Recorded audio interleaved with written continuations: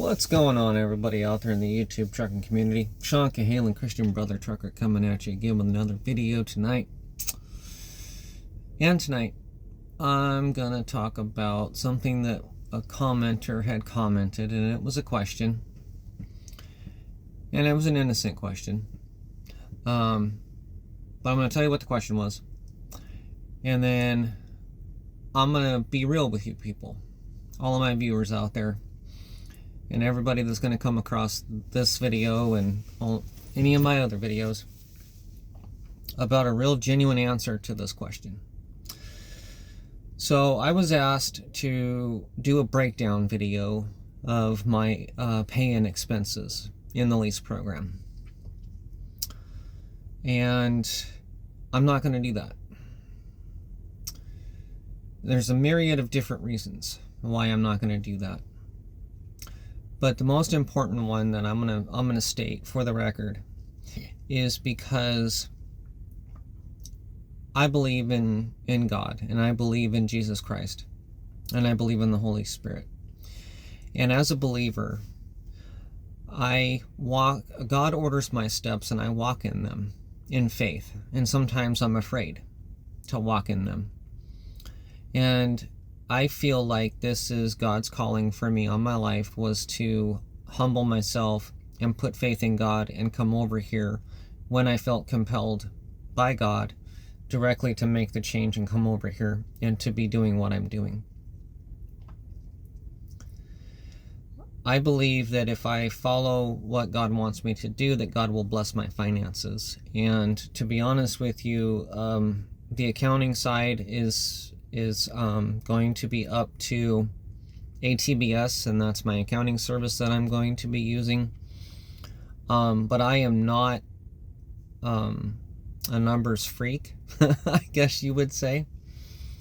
I do make decisions each and every day. And I intentionally run my truck efficiently as much as possible. I don't speed, I go slow, I watch my throttle control, and I run the maximum MPG that I can run. I did that for fun when I was a company driver, and I continue to do it today. And now that I'm in control of fuel purchasing and stuff like that, I buy my fuel mainly at the Swift terminals where I can get better fuel pricing. I have stated before many times that I don't agree with solo leasing. I don't think that solo leasing is the best option. But I will say this. Follow your dreams.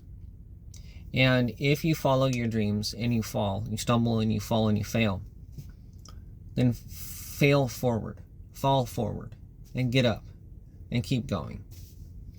I've failed many times in my life as an owner-operator and as a lease operator. I've had multiple business opportunities or business ventures that I've gotten into that have failed. But I don't believe that I was in alignment with what God wanted me to be doing at the time. And so, to me, to make a video and to go over my specific numbers doesn't feel right to me.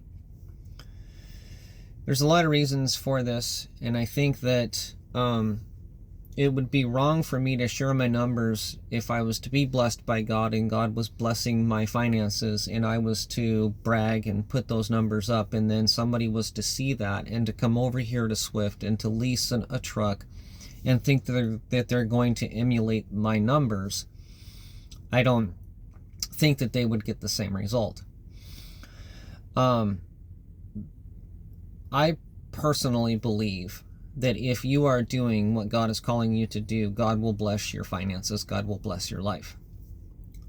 Now, with that said, that's why I don't feel comfortable sharing my particular numbers with people. I can give you a lot of advice, I can give you a lot of common sense, and some of it might not be so common, but my channel is more geared towards educating people that are new to the industry, and not so much how to run a business. I'm not here to teach people how to run a business. I'm here to be a trainer, and I came over to Swift as a lease operator to be a trainer and to make the money that I feel that I need to be making as a trainer. And the only way to do that is to lease and train. Now, you might be wondering, well, why don't you become a company driver and train as a company driver? I did that. I did that with Night Transportation, and their training program is very similar. A couple of major differences there, but it didn't work out well for me. And if you go back and watch some of my previous videos, you can see why it didn't work out well for me. It was because I was missing my bonuses. I wasn't really able to get more revenue generated. And so I had a lot of breakdowns, and I had a lot of problems. So that's why I didn't feel comfortable in doing the whole being a company trainer. And I decided to come over and lease a truck and be a trainer and do that instead. What works for me won't necessarily work for you.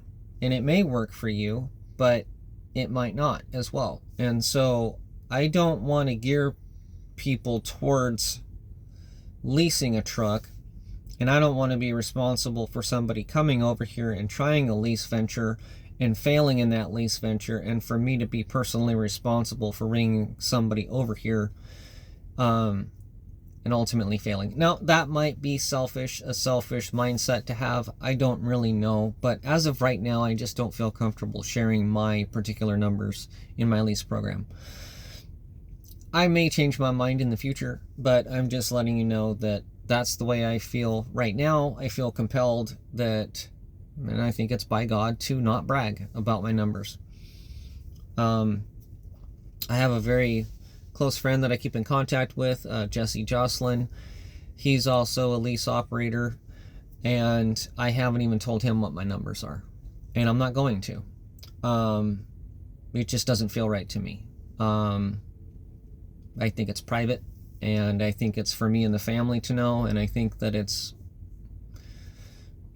yeah. But I think the major part of it, and I'll be completely honest with you. If you're new to the industry, my personal opinion, this is not the opinion of Swift, this is not the opinion of any trucking company out there. If you're new to trucking, you got no business leasing a truck. If you think that you're going to come out of driving school, you're going to get 6 to 9 months of driving experience, and you're going to jump right into a lease, I cannot advocate for that, and I will never say that I think that that's a smart move. I have always said that if you're going to come out of driving school, you get a couple of years of driving under your belt, and you need to be within the top 10 to 15% of your fleet that you're on as a producer. Mileage, production mileage, fuel numbers, on-time delivery, and being very good at managing all of your everyday tasks that you need to do. You need to be in the top 10 to 15% of the entire fleet that you're on in order to even start thinking about being a lease operator. And when you're a lease operator, it doesn't get easier. It gets a little bit more difficult. So leasing does not make anything better at all. And if you're having problems with making a paycheck as a company driver, leasing is not the answer. Leasing is not going to make it better. Leasing has extreme ups and downs, and week to week, your numbers will change dramatically. And if you don't have the right financial mindset to be able to put money aside to prepare for those moments when you're going to have down times and when you're going to have bad weeks and bad months, you're not going to make it. So I don't really feel right just willy-nilly putting the information out there and promoting that as being a good idea.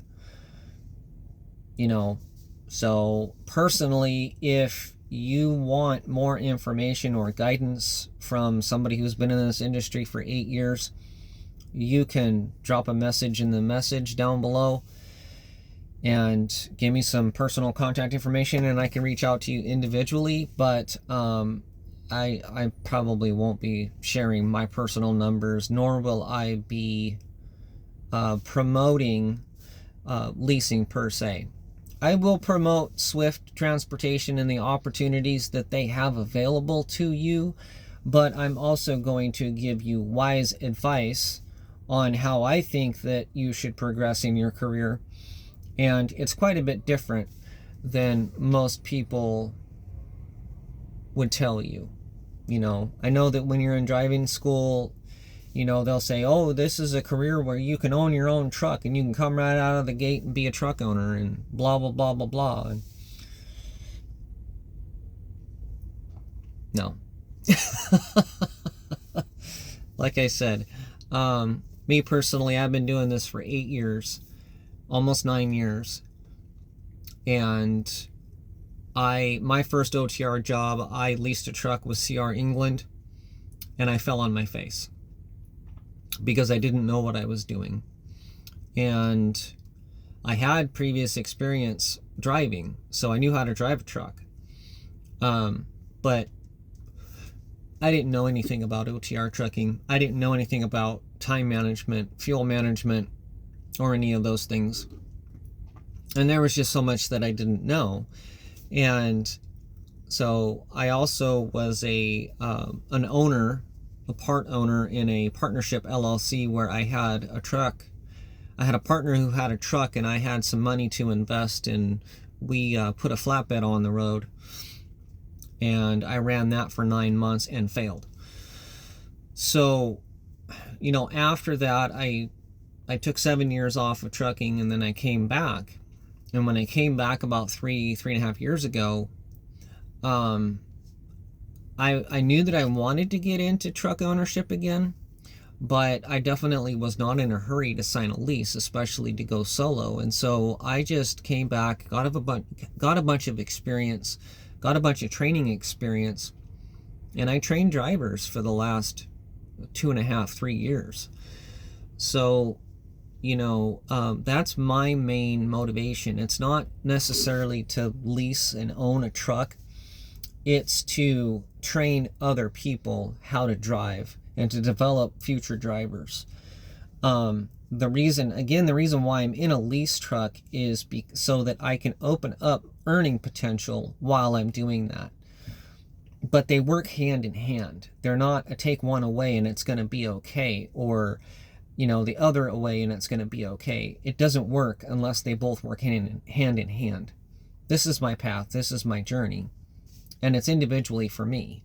And I'm not going to pretend I'm not going to pretend that it's anybody else's path or journey other than my own. So as far as, you know, I'll tell you the basics. I think my truck payment's somewhere between $600 and $700 a week. I get paid $1.15 a mile plus fuel surcharge. The fuel surcharge right now is like 47 cents. So I think combined it's like $1.55 to $1.60 a mile. You know, you get all these charges that you get charged. Insurance, registration, fuel maintenance, or not fuel. Well, you get charged for fuel, yeah. But you have a maintenance escrow that you have to pay into. You've got performance bond that you have to pay. I had to pay a deposit just to get started in this lease truck. There are a lot of moving pieces. And so once I get established with ATBS, my accounting people that I'm going to be using, and I start getting some reports back, I may share some of that information, but again, I may not. Like I said, it just doesn't feel right to me to share my personal information with people. But I can broad brush stroke it and tell you the numbers. But then I'm also going to tell you my opinion, and that my opinion is that you shouldn't come over and lease a truck and drive solo and think that you're going to make money hand over fist, because you're not. It doesn't work that way. You'll make in the ballpark of about $1,500 to $1,800, and that's what you're going to net after expenses, and then you have to go and pay taxes. Well, once you pay taxes of, 18 to 30% or whatever your tax bracket happens to be, there's not a whole lot of money left. And a lot of times you're better off staying a company driver and, you know, seeking out a career as a company driver. As you know, the company that I just left, I was making $70,000 a year. It was not a bad job, you know. So it just is what it is, and the numbers are going to be unique and individual to the individual and to their particular experience level and everything else. It's too complicated for me to say, yeah, these are the numbers and this is what it's going to look like, because that's just not the truth. That's not how it works. So I hope you guys understand my reasoning and thought process that's involved with all of this. But a lot of my videos are more training videos, training people about trucking and, you know, funny stories. And sometimes I talk about faith and religion and Christ and God and things like that, because I am a Christian brother trucker. So if that kind of stuff interests you, please like and subscribe and share. And you know, moving forward, I'm going to share my journey. I may kind of give you a basic rundown of the week that I've had and stuff like that. I might go into some basics, but I'm not going to dig into the accounting, nitpicking cents and miles and, you know, how much I was charged for this and how much I was charged for that. And I may change my mind, but just letting you know how I feel right now about it. So, again, if you like this video, please like and subscribe and share. And as always, God bless you all, and thanks for watching.